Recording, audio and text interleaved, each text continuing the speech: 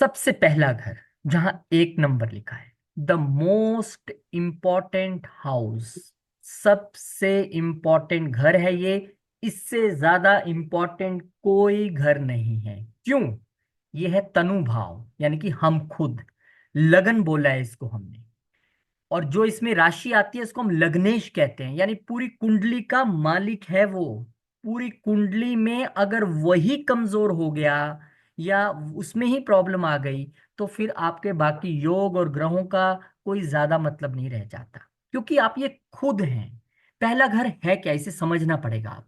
लेकिन उससे पहले मैं आपको ये भी बता दूं, ये जो मैंने आपको बताया ना कि ये कॉलोनी के 12 घर हैं, इसमें कोई ना कोई आके बैठता रहता है हर 2 घंटे बाद, और जब आपका जन्म होता है उसमें जो बैठा होता है वही आपका लग्नेश बन जाता है। लेकिन इन 12 घरों की अपनी क्वालिटीज भी हैं।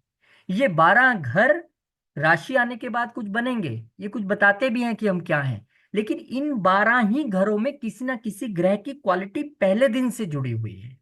वो भी आपको समझना पड़ेगा, उसे हम कहते हैं कारक। तो जो पहला घर है हमारा है, क्योंकि ये हम खुद हैं, पूरा एकदम आपका बॉडी माइंड एवरीथिंग, जो पूरा व्यक्ति है, बंदा है, जिसको हमने 12 घरों में आगे बांटना है जाके, वो पहला घर में उससे पूरी आपकी उसकी खबर मिल जाएगी। जैसे ही आपके सामने चार्ट खुलेगा, जब आप पहला घर देखोगे, आप उस व्यक्ति के बारे में क्लियर क्लियर जान जाओगे ये क्या शख्सियत है। क्योंकि पहला घर हम खुद हैं। तो क्योंकि हम पहला घर खुद हैं, तो ये आत्मा का भी कारक है। और पहला घर क्योंकि आत्मा का कारक है, तो पहले घर का कारक सूर्य भी बन जाता है। पहले घर में सूर्य की क्वालिटीज हमेशा रहती है। इसीलिए कहते हैं कि अगर पहले घर में कभी सूर्य आ जाए, जब प्लेसमेंट होती है ग्रहों की, तो हम कहते हैं व्यक्ति बहुत इगोइस्टिक होगा। क्योंकि सूर्य क्या है? सूर्य राजा है, सरकार है। तो अब पहले घर को आप समझिए, इसका कारक सूर्य है, यानी कि इसमें सूर्य की क्वालिटीज हमेशा रहती हैं। ये खुद हमारा अपना घर है। लगन स्थली के रूप में ये जाना जाता है। और आमतौर पे हम इसे स्वभाव के रूप में देखते हैं, यानी कि खुद अपने आप को अगर पढ़ना है आपको, तो आप अपना पहला घर देख लीजिए, आपको पता लग जाएगा आप क्या शख्सियत हो। ये हमारी आंतरिक और बाहरी छवि को नियंत्रित करता है, जिसे हम दूसरों को चित्रित करते हैं। भाव हमारी शारीरिक उपस्थिति, आपका बॉडी कितना अच्छा होगा, आप पतले होंगे, मोटे होंगे, लंबे होंगे, काले होंगे, गोरे होंगे, सब कुछ ये बताएगा।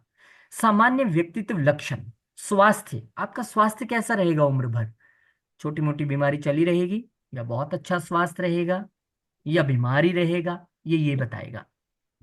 हालांकि बीमारी का घर दूसरा है, लेकिन आप क्योंकि ये खुद हो, तो आपके विषय में यही बताएगा।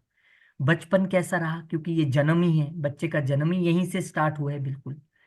और हमारे जीवन के जो प्रारंभिक बचपन का जो टाइम है ना, वो पूरा आपको यहीं से पता चलेगा कि बचपना आपका कैसा रहा। इसलिए प्रथम भाव को वैदिक ज्योतिष में सौ भाव कहा गया है। वैदिक ज्योतिष में आमतौर पर प्रथम भाव को लगन के रूप में भी माना जाता है, और पहला भाव ज्योतिष के मुताबिक अन्य भावों को भी प्रभावित करता है। क्यों नहीं करेगा भाई, ये मालिक है कुंडली का, ये सबको प्रभावित करेगा। ये अच्छा तो सब अच्छा, और ये खराब तो फिर कहानी बिगड़ गई। ये सभी घरों में सबसे महत्वपूर्ण माना जाता है, क्योंकि यह जीवन की शुरुआत का प्रतीक है। ये नई शुरुआत का प्रतीक है, और हमारे जीवन में आने वाले शुरुआती परिवेश को संदर्भित करता है। जैसे कि इसे तनु भाव के रूप में जाना भी जाता है। तो मैं आपको और इजीली समझाने की कोशिश करता हूं। पहला घर क्या हो गया? हम खुद। क्या हो गया?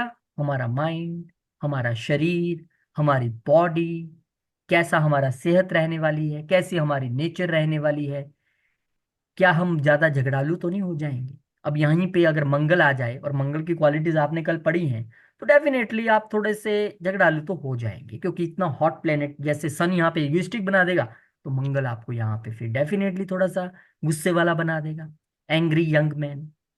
और यहीं पे अगर कहीं गुरु आके बैठ गए, तो बहुत सॉफ्ट हो जाएंगे आप बहुत एकदम दुनिया को ऐसे लगेंगे यार, इससे ज्यादा संत बंदा ही कोई नहीं है।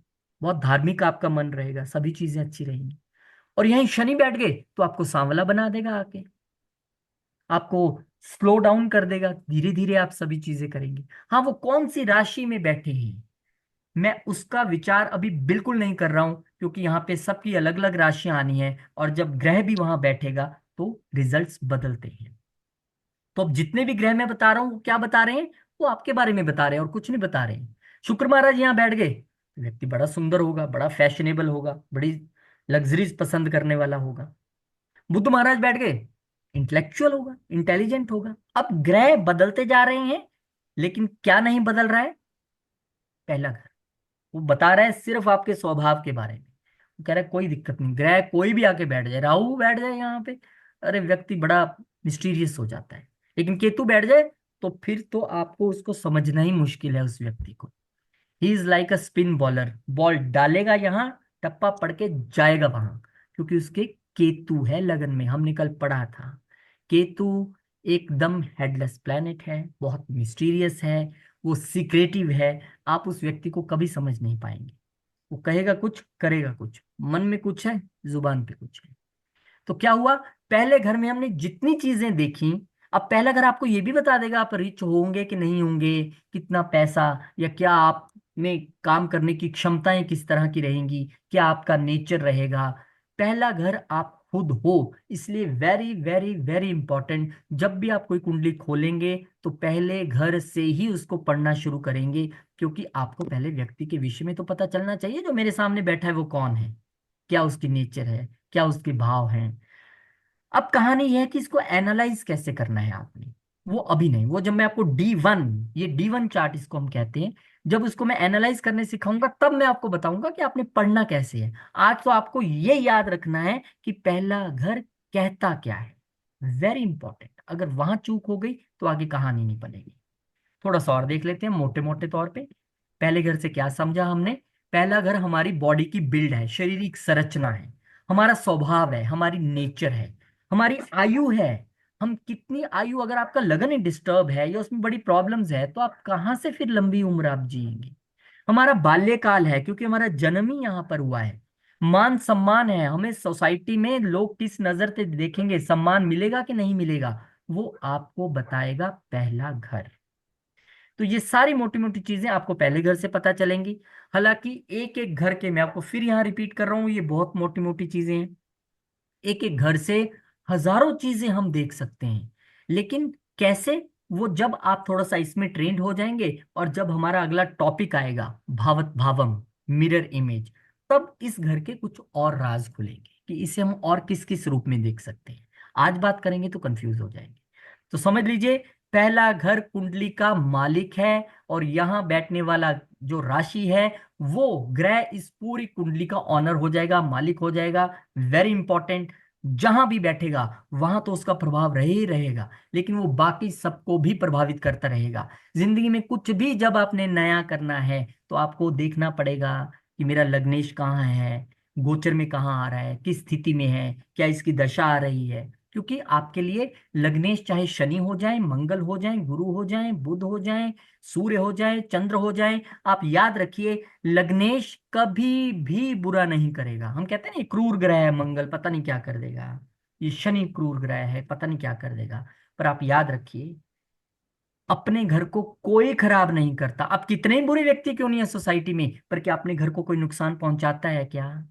नहीं पहुंचाता है। हम करते हैं कैसे इसको सेव करके रखो। तो पहला घर बहुत इंपॉर्टेंट है। पहले घर में जो राशि आएगी, जो उसका ऑनर होगा, वेरी वेरी वेरी इंपॉर्टेंट ग्रह, वो सबसे इंपॉर्टेंट ग्रह है आपके।